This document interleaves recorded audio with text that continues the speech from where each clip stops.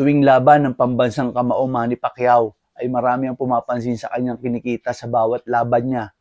Marami ang humahanga, marami ang nangangarap ng ganong kalaking halaga na kikitain. Sa kanyang huling laban kay Mario Barrios kung saan deklarado namang draw ang laban pero tinataya umanong 1 bilyong piso ang kinita ni Pacman. Marami ang nagsasabi grabe ang fortune ni Manny. Sobrang yaman niya na at ng kanyang pamilya.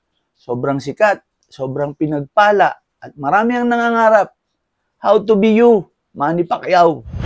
At may paliwanag ang Biblia tungkol dito. It does speak to God's sovereignty and kapangyarihan ng Diyos sa lahat ng bagay at pangyayari dito sa lupa. Sabi nga, and we know that all things work together for good to those who love God, to those who are the called according to His purpose. Yan ay sa Romans chapter 8 verse 28. Malinaw na ang Diyos ay may plano sa bawat isa sa atin. Huwag ka mainggit kay Manny Pacquiao. Nakaukit na talaga ang plano ng Diyos para sa kanya. At hindi naman niya yan nakuha sa madaling paraan. Eto siya, nung 1991, magkasing edad lang kami ni Manny Pacquiao. Iniisip ko nung 1991, kakagraduate ko lang ng elementary. At first year high school ako niyan. Typical na estudyanteng Pilipino. Pero si Manny Pacquiao, nasa probinsya, mahirap ang buhay. Hindi natin alam kung nakapag-aral siya nung time na yan. Pero isa lang ang malinaw, sa murang edad, nakikipagdigmaan na siya sa larangan ng boxing. At dahil sa hirap, wala siyang choice kundi magpursigi sa pamamagitan ng lakas at pamamagitan ng talento na meron siya. God has a plan for everyone, bawat isa sa atin. At marahil sa murang edad ni Manny Pacquiao, bukod sa talentong meron siya, hindi natin alam, sadyang may matatag na rin siya siguro pagtawag sa Diyos na dakila. Kaya ang fortune na meron si Manny Pacquiao ay hindi sa madaling paraan niya nakuha.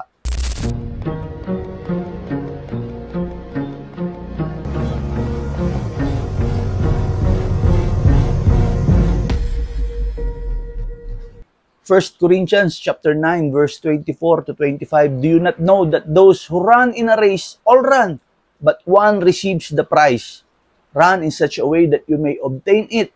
And everyone who competes for the prize is temperate in all things. Pinapakita rito sa verse na ito ang kahalagahan ng disiplina at dedikasyon para ma-achieve ang excellence. Therefore, while God may not directly choose someone to be a champion, ini-equip naman niya ang bawat isa sa atin ng gifts and opportunities to pursue our passions. At sa ating tagumpay, maka-inspire ito sa iba. At higit sa lahat, mag-glorify natin ang Panginoon. At yan ang ginagawa ni Manny Pacquiao. Sa passage na ito, the Apostle Paul uses the metaphor of a race to illustrate the Christian life. Katulad ng mga athlete na nagtitrain rigorously, dugot pawis, ika nga, and they compete with the goal of winning. At sabi sa Biblia, ganito rin dapat ang gawin ng mga believers ni Jesus na i-pursue ang ating spiritual journey with intentionality and purpose. We run to you, our Lord, and we must run to win. Sabi ni Paul, run in such a way that you may obtain it. This calls us to examine our own lives. Tingnan natin ang buhay natin and consider how we are living out our faith. Tayo ba ay nabubuhay sa pananampalataya? Maring si Pacquiao, simula pa nung unang sobrang kinukonsider niya na ang salita na ito ng Biblia. Buhay ang pananampalataya niya sa Diyos. Tayong mga Kristiyano, hindi man tayo katulad ng tagumpay ni Pacquiao, dapat our eyes are fixed on the ultimate prize, eternal life with Christ. The imperishable crown, ang corona ni Pacquiao dito sa lupa will perish, it will fade away. Pero ang imperishable crown, koronang di kailanman mabubulok, has the rewards of our faith.